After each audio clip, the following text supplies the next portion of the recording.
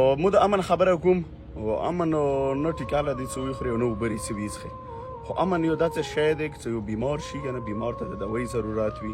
انسان ته د خوراک ضرورت وي، ګاډي ته د سینجي د پټرول او ډیزل ضرورت وي. داسې انسانانو ته اهم یو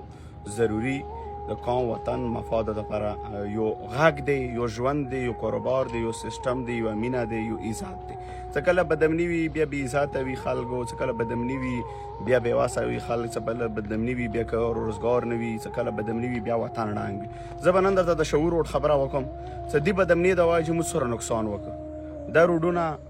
بند شو، د کروڑو روپیو پروجیکټ وي، د اربونو روپیو دا باندې بند شوې، لاندې د شعو اله چې کوم د توی پل ورته یادېږي هغه باندې کار بند دی. دې کې 50% بدامني، 50% منتخب نمایندگانو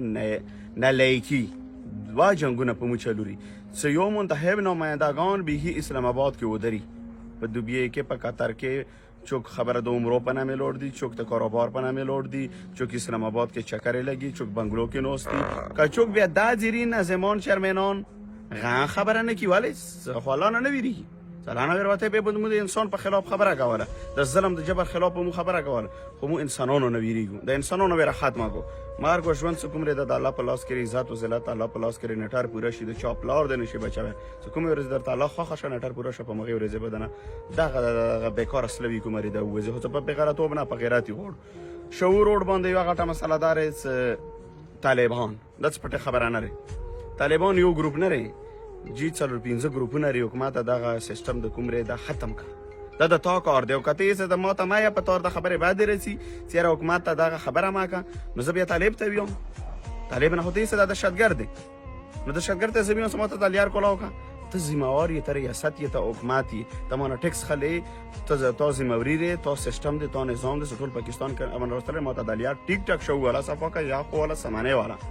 سما د ټیکداران کارونه چلو کې مو د کروڑو او اربو روپیو پروجیکټ بند شوی، ما وټاله بند شوی، ما ته عربونو روپیو نقصان را ورسید، ما د کویلې مینونه بند شو، د ورغزو ما روزګار بند شو، ما سیستم بند شو. مور امن غوړو په خپل خاور او شعور ور باندې رسپوري تور پر کار به حلیدل غوړو څه کار د چلو شي. په طالبانو ته څه بس مون اور ماف کو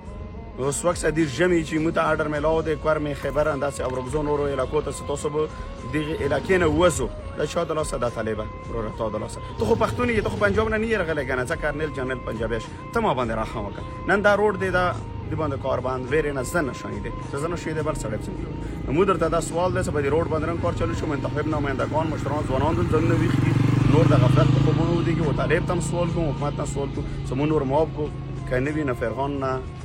زیاد ظلم جبر چار نه کړي نو بیا به غونم په تر حالات وي ان شاء الله د تاسو اخیری د چا د ظلم جبر شروع کړي نور طالب ته یو نه د تا د جنگ نه د حکومت د جنگ سوال کو زری کو نه تاسو ته د خپل وطن ویلو څنګه اسلام آباد لور په خبر د نور علاقو د خپل ژوند کې کنه وی